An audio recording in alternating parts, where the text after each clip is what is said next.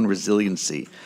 I appreciate the ongoing support of the committee and understanding that at a state level, if you want to keep food and agriculture as the second largest industry here in the state, it's going to take setting up stakeholders for success, and that means support for systems that enable that success. So, in order to properly convey the impacts of tariffs, can I advance slides from here? The mouse.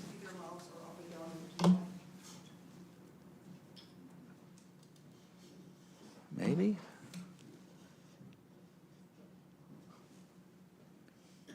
There we go. All right, thank you. So, in order to properly convey the impacts of tariffs, I think it's important to zoom out a bit. Tariffs alone aren't hurting farmers and producers, but they do come at a time when we're experiencing numerous compounding factors that have taken a toll on the industry as a whole, and really that goes back decades as ag policy continues to shift at a federal level. Pressures such as rising production costs have been mounting in recent years, and added with significant market uncertainty are combining to result to high levels of current farm financial stress.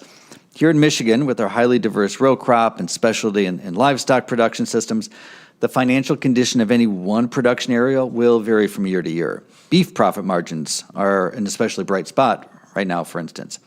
But some of this illustrates the multiple compounding factors that are contributing to the levels of farm financial stress that we're hearing so much about today.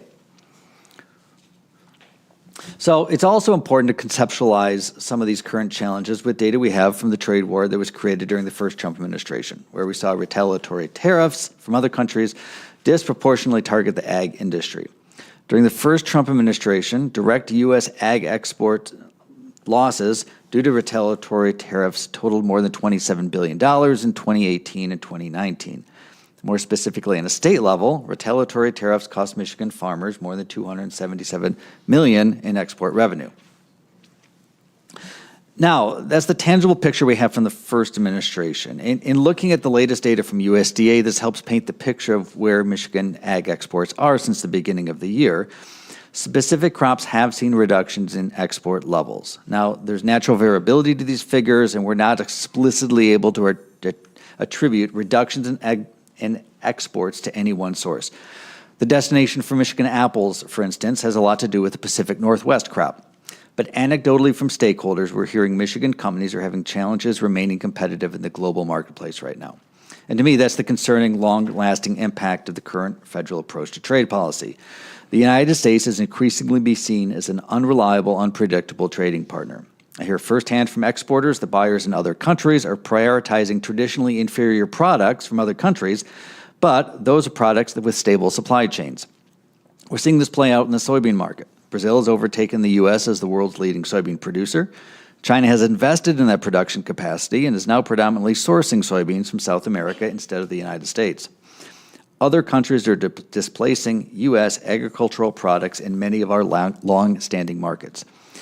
We're right to prioritize domestic food and value strengthened American supply chains that create jobs, but U.S. ag is dependent on exports. We have 40 years of farm policy that's built around shipping premium value American crops around the world. The financial stress that we're seeing on farms today and the uncertainty about planning for tomorrow is in large part due to those abrupt changes in trade policy. So, we'll continue to track the impacts of federal tariff policy and what this means for Michigan producers and consumers. While we can't necessarily control the current uncertainty, we can listen and we can respond to stakeholder needs and create opportunities at a local level. At MDARD, and thanks to ongoing bipartisan support from all of you and your colleagues, we're running full steam ahead to strengthen resiliency in our regional food supply chains through one of Governor Whitmer's innovative programs, Farm to Family. This year, we've invested $730,000 in 15 food hubs and farm stops, and these are middle-of-the-supply chain operations. Food hubs providing essential aggregation and distribution roles, farm stops serving as an important new market outlet for crops, and they're filling gaps in communities. In the first 3 months of this work, starting in July, these investments have helped move 64,000 pounds of local produce, 20,000 pounds of local meat, and all of this progress has contributed to food access for nearly 1,400 Michigan families and 9 Michigan school districts. It equates to around $340,000 in economic value back to Michigan farms and counties up and down and side to side across the Lower Peninsula. and we're excited about continuing to make progress, including into the Upper Peninsula in 2026. MDARD's launching a project called the Good Food for Michigan program. We're excited about this new initiative that focuses on engaging institutions and helping community colleges, childhood education, K-12, health systems, to help develop plans to take action steps towards purchasing Michigan food from Michigan farmers. The project will be led by the national renowned Center for Good Food Purchasing in partnerships with our colleagues at Michigan State University Regional Food Systems, who you'll hear from shortly. Continuing to be responsive to what we hear from stakeholders across the state, we're soon to launch a last mile food delivery grant, which will include investing in refrigerated vehicles across Michigan to facilitate delivery of locally produced and procured food for distribution and customer outlets. We'll be exploring on-farm processing support in the coming months for small livestock producers, particularly those engaged in regenerative ag practices where livestock are present as well. Much more coming as we build out these programs and in response to what we continue to hear. We've built these programs out with a lot of intention to address the needs of small and medium-sized farmers, producers, businesses, and we're creating more ways for Michiganders to have access to locally grown, healthy food. So it's a win-win for our industry and neighbors across the state. So there are certainly concerning issues in the broad agricultural economy today, and we're taking purposeful steps in Michigan here to capitalize on our state's unique ability to grow and make things and create pathways for opportunities for Michigan farms and communities. Thanks for having me here today. Thank you. Colleagues, do you have any questions? I have some. If the tariffs continue, how do you think this will impact Michigan's agricultural export industry? Do you think it'll adapt, or do you think it might suppress exports even more? Well, I certainly would never underestimate the ability of Michigan farmers and producers to adapt to situations. And a lot of the strength of our export markets today are our businesses and our farmers responding to opportunities here. So, the unpredictability continues to be perhaps one of the more concerning aspects of this, of how do you make investments today for returns tomorrow when we're not certain about what the economic conditions are going to be tomorrow. So, it speaks to the need to continue to add resiliency and diversity into our systems, but there's a tremendous capacity of Michigan production here to be continuing to build greater opportunities and economic impact in rural areas. Thank you. Senator Cherry has a question. Thank you, Chair, and thank you, Director Boring, for the presentation. Yeah, on the presentation, you kind of had that graph where we have production costs going up, revenues Indeed. from sales going down, and you talked a little bit about work that you're doing in terms of developing markets, presumably to help, that change that sales figure. Can you talk a little bit about things the department may or may not be doing to maybe reduce the cost curve? There's a lot of pieces to this too, right? So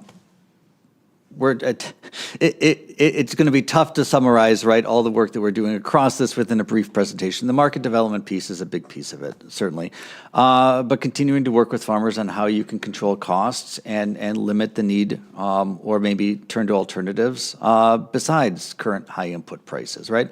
A lot of our regenerative ag work is certainly focused on getting greater environmental returns for how we implement conservation of the practices.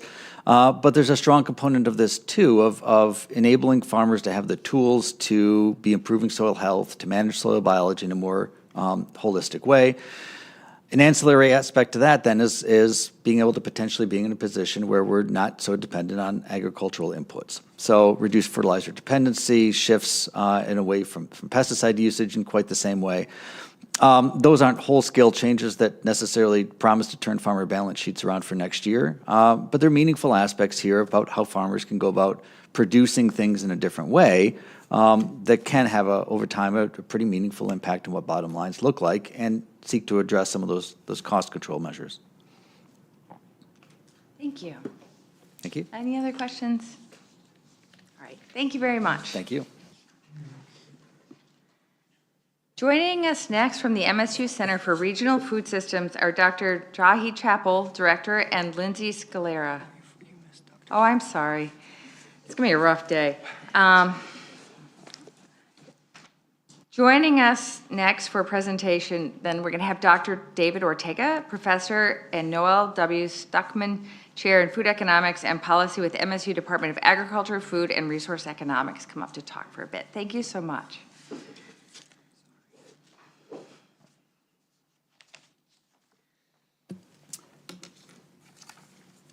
Good morning. Chairperson Schenck and members of the committee, thank you for the opportunity to speak with you today. I'm David Ortega, and I'm a professor in the NOWL Stuckman Chair in Food Economics and Policy at Michigan State University. My research focuses on food supply chains, agricultural trade, decision-making, and food price inflation. I've advised policymakers at the state and federal levels on this very topic and frequently work with the national media to provide analysis on tariff impacts and the forces affecting food prices. I appreciate the opportunity to share with you how tariffs and trade policy are affecting Michigan farmers, agribusinesses, and local communities. Simply put, tariffs function like a hidden tax. They don't appear in a line item on a receipt, but they show up in the form of higher prices.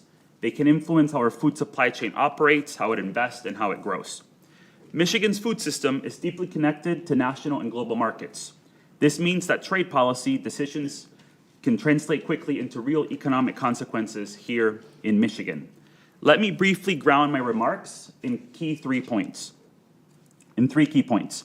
First, tariffs are raising food prices for Michigan families by increasing costs throughout the supply chain and compounding other inflationary factors. They affect everyday foods that people rely on, and they fall most heavily on low-income households. Second, Michigan's agri-food system is extremely diverse and highly reliant on trade. That makes us particularly vulnerable to tariff shocks. Third, uncertainty around tariffs discourages investment. That can weaken supply chains and keep costs elevated. One stated goal of tariffs is to support domestic production.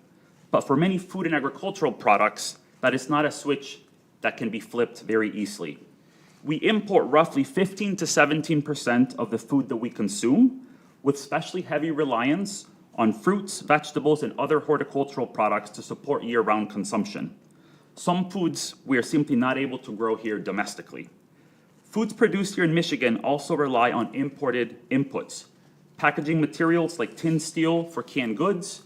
So when tariffs raise the cost of these intermediate goods, the price of the final product can increase as well. This is what Michigan families have been seeing at the grocery store, and remember, it takes time for these costs to make their way down the supply chain, so their effects are only just being seen on retail prices.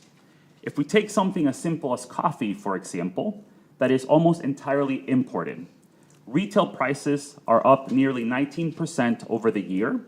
Now, this has been primarily driven by supply issues, but for months we've seen coffee from Brazil, our largest supplier, facing tariffs as high as 50%. And those additional costs are moving directly to store shelves. Bananas, which are found in nearly all homes here in Michigan, are entirely imported. Those prices are up nearly 7%. Canned foods illustrate another channel. Tariffs on imported steel have raised packaging costs, which is translated directly into higher prices for these products. Now, we've seen some recent tariff rollbacks, but that won't lead to sudden food price decreases. Food prices are what we call downward sticky. They rise quickly, but come down slowly if they do at all. Since the turn of the century, price decreases have occurred only twice and very briefly. Tariffs raise the price level or baseline, creating a ratchet effect. Once they click up, they rarely move back down. But consumers are not the only one feeling these cost pressures. Our farmers and producers rely on imported machinery, fertilizer, animal feed, and other critical inputs from abroad. When tariffs raise the cost of those items, it becomes more expensive to produce food here in Michigan. We also export a lot of what our farmers grow. This exposes Michigan producers to potential retaliation. We've seen this recently with our soybean farmers who face narrowing export channels at the same time that their input costs remain elevated. When those two things happen together, farmers face shrinking margins and a great deal of uncertainty when making planting, harvest, and investment decisions. Another critical way that tariffs are affecting Michigan's food system is through a very high level of uncertainty. Businesses aren't just struggling with the ever-changing tariff landscape, they depend on stability and predictability to plan, to invest, and to grow. This is what motivated my colleagues and me to develop a framework to analyze how firms navigate this tariff shock. Our work, which is published in the Journal of Supply Chain Management, identifies the current tariff environment as one of the most disruptive events to global supply chains since the COVID-19 pandemic, surpassing the 2018-2019 trade war in magnitude and unpredictability by a wide margin. Our research and emerging data point to the same pattern. Input costs are rising, new orders are slowing, and capital investments are falling. For Michigan, this could mean delayed upgrades on farms, slower expansion of agri-food production and processing facilities, and potentially weakened export capacity. These are the investments that make a food system more efficient and better able to withstand shocks. When they don't happen, the system becomes more fragile and expensive. I want to bring this back where these policies ultimately land, around kitchen tables all across Michigan. For Michigan households, tariffs can contribute to higher grocery bills, tighter budgets, and tougher choices. Tariffs and the uncertainty surrounding our trade policy are shaping what families can afford to put on the table and can also affect the strength of agricultural economy in the years ahead. Before I close, I want to briefly highlight two developments that will be important to watch in the coming months because of their potential impact on trade policy in Michigan's agri-food economy. First, the Supreme Court is expected to rule on the legality of the IEEPA-based reciprocal tariffs. Either way that the court decides, the ruling will shape the scope of future tariff authority and will have significant impacts on the agri-food system. Second, there is an upcoming joint review of the USMCA, arguably our most significant trade agreement, which will influence market access and competitiveness for Michigan agriculture. These decisions will shape the conditions under which Michigan's farmers, agribusinesses, and families will navigate the food system in the years ahead.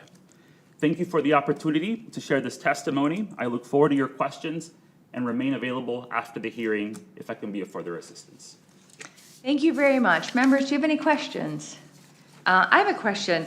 I guess you talked a bit about the effects on consumers, and so I have two questions. One is, do you see any concrete benefits to the economy or consumers from these federal tariffs? So when we're looking at the tariffs are a duty on imported products into the U.S. and the value of the product. By definition, they raise revenue, but that is revenue from taxpayer dollars and also from businesses. As far as we can see from the data on the agricultural and food sector, we haven't seen any materialized benefits from the tariffs because they're creating a great deal of uncertainty at the moment that are affecting our businesses, our farmers, as well as our consumers. Thank you. That's what I'm hearing too, that there's all costs and no benefits. Are you concerned with, and do you have any maybe illustrations you could give us about what's happening to families that are struggling at the same time that our social safety net is being eroded by the same administration that is imposing the tariffs?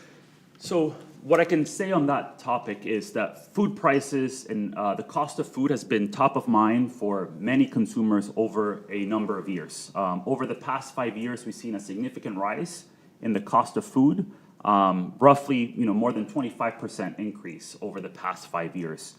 Now, the recent uptick in food price inflation, and when we talk about inflation, inflation is the rate of increase. And so we've seen that rate of increase come down over the past couple of years, but it's started to tick up, and that is very consistent with the evidence that we would expect from the tariffs. And so when we look at this current uptick, it's coming at a time when consumers are strained. And we've also seen, when it comes to the safety net that you've mentioned, Chairperson, there are cuts to programs like SNAP, the Supplemental Nutrition Assistance Program. 1.5 million Michiganders depend on SNAP. And so that just adds significant more stress to some of these families. And it's important to keep in mind that when we talk about food price increases, it really affects low-income consumers and low-income households the most because they spend a significantly higher share of their disposable income on food. Thank you. So it makes it harder for hardworking families to support their kids. It comes at a very tough time for many families. Thank you.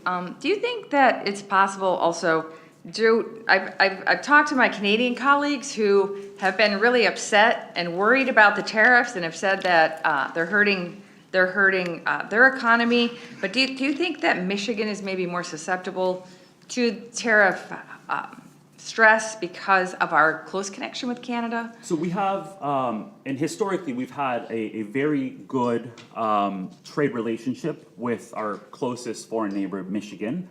There is a lot of trade that happens, cross-border trade. Our agricultural sector is well integrated with Canada.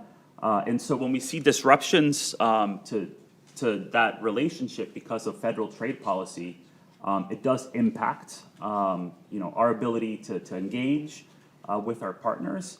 So there are some consequences to some of those federal level policies that we're seeing.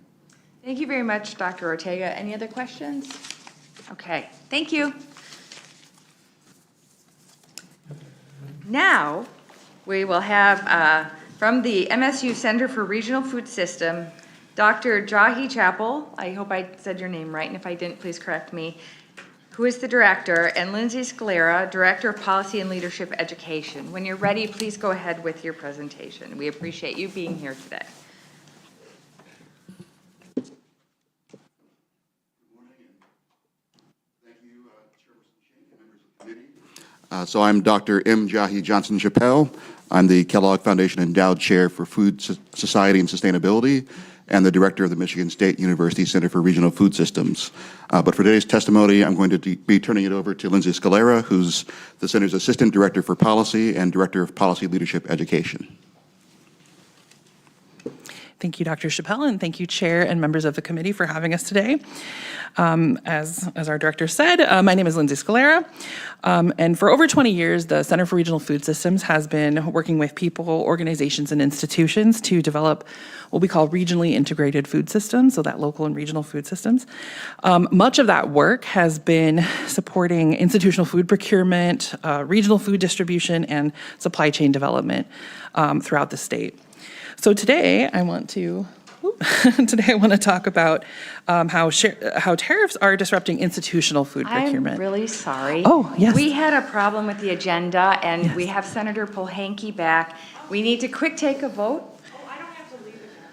I know, but Senator Singh does. So we need to interrupt you for a quick moment. You can stay right there. Yep. We are going to vote on a bill that is about trespassing on people's land. And so we'll just do that real quick, and then we'll keep going. I appreciate your patience. You guys are awesome. I will entertain a motion to report House Bill 4013 to the floor with the recommendation that the bill pass. So moved by Senator Singh. Will the clerk please call the question?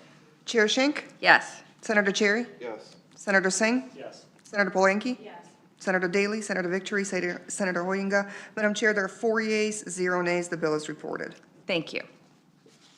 Okay, we'll go back. Thank you so much. So today I want to talk about how tariffs are disrupting institutional food procurement, making local and regional food procurement a little bit more difficult for those who are committed to supporting our local food economy. But I'll also highlight a few ways that Michigan is poised to address those challenges thanks to some of the longstanding partnerships and key investments especially that Dr. Boring talked about earlier. So before we get started, I do want to, we kind of talk about this in terms of a regional food value chains. So I do want to just define that for a moment. So the USDA AMS kind of describes this as these trusting alliances between or among supply chain partners.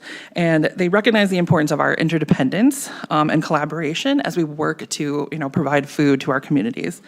So kind of in that vein, every day I get to work with folks across the state who are advancing this concept of good food.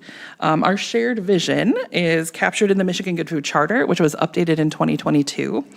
And that is a roadmap of strategies developed by, contributions from over 150 organizations and about 500 people that we could count across the state to build a food system that ensures food's accessible to everyone, promoting healthy communities, using fair and sustainable production methods, and supports a diverse and equitable society.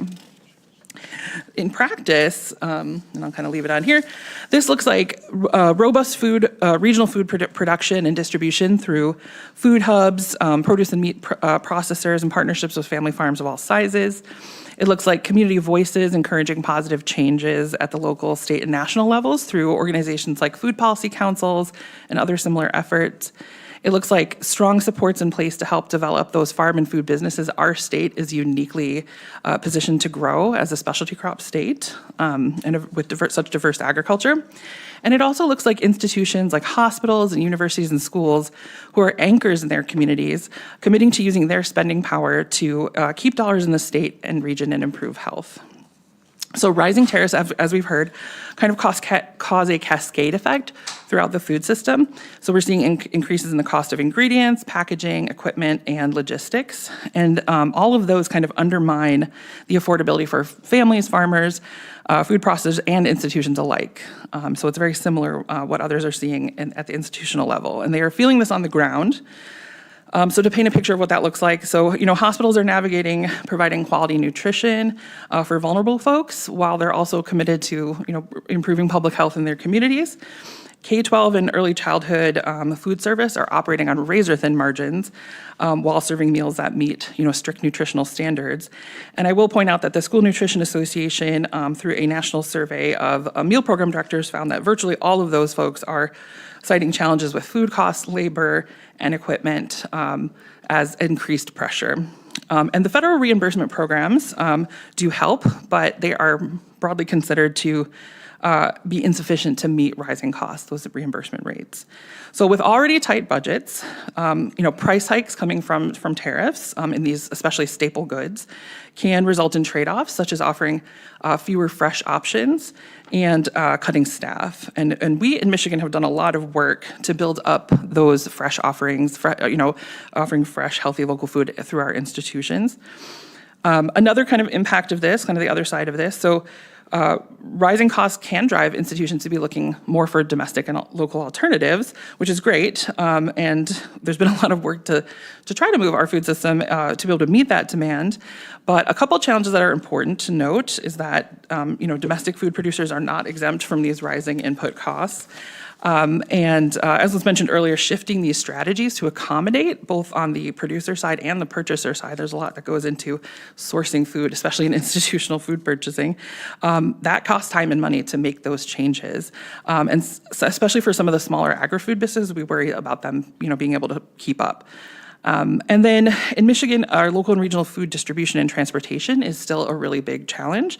And there's lots of folks working on that and working on place-based and systemic solutions, but definitely more support is needed and working to understand that challenge better. So all of that said, I do want to point out some of these key investments and partnerships that have been improving our local and regional food value chains in Michigan and kind of points out the opportunity. So we hear from other states all the time that folks look to us in Michigan as an inspiration. And so we've been kind of over the past 10 years or so, at least from my view, as long as I've been working in it, are kind of proving that local and regional food systems can work. And the way I explain that to folks when they ask, how are you doing it, is that there's kind of a puzzle piece effect. We've got critical state agency support, so MDARD, Department of Education, Health and Human Services, and even EGLE, kind of making these targeted investments and providing different technical assistance and supports aligned with this ecosystem of partnerships and organizations throughout the state at local and statewide levels, all kind of linking through that Michigan Good Food Charter. It's led to, in the case of Farms Institution, more institutions working to increase the value of agriculture, of local and regional agriculture, through that purchasing power. So more commitments to purchasing local. And a few examples, and although funding for some of these programs has fluctuated recently, these efforts have been proving to be bridges between institutions and growers. So 10 cents a meal has been providing matching grants to help schools and early childhood sites purchase more local food. The unfortunately now terminated Local Food for Schools program had about 500 farmers, mid-scale and small farmers geared up to, start or increase their purchasing relationships with schools. We do still have the Healthy School Meals for All program, and one of the visions and promise of that program is when that's paired with some of these local purchasing incentives and commitments, that we can keep more local food dollars in our state and our farm economy. And then, as was mentioned earlier, the Farm to Family program, where that's really aiming to strengthen these market opportunities for local and regional agri-food businesses. So just in conclusion, the tariffs are kind of squeezing us from both sides of the plate. Institutions need to be able to afford the food, but farmers also need to be able to make a profit and rely on distribution and processing capacity that we are still growing at the local and regional level. And I think just to kind of close it out, this farm to institution value chain that we've been building over the past, more than 10 years really, it kind of opens our doors for growers and communities to provide avenues for healthy eating, and really contributes to that local and regional food economy in Michigan. So I think that's it. And I will, if you have any questions for me, I'll open the door. Thank you. Colleagues, any questions? I know when I've visited some of the local food banks, they are saying that they aren't able to provide as much meat, and they are suffering from cuts in their budgets because of federal cuts, and I'm wondering, is the cost of meat rising? Is that's part of the tariffs too? I wouldn't be able to speak super clearly about that, but I have heard that, and I do think we could get back to you with some data about that. I know that meat processing capacity in Michigan is something that is of interest. Yeah, that's definitely something I've been working on too. Okay, thank you very much for taking the time, and also for being patient with us going back and forth a little bit. We also have a lot of committees going on today, so it makes it a little bit that way. Understand. Thank you so much. Thank you. Appreciate it.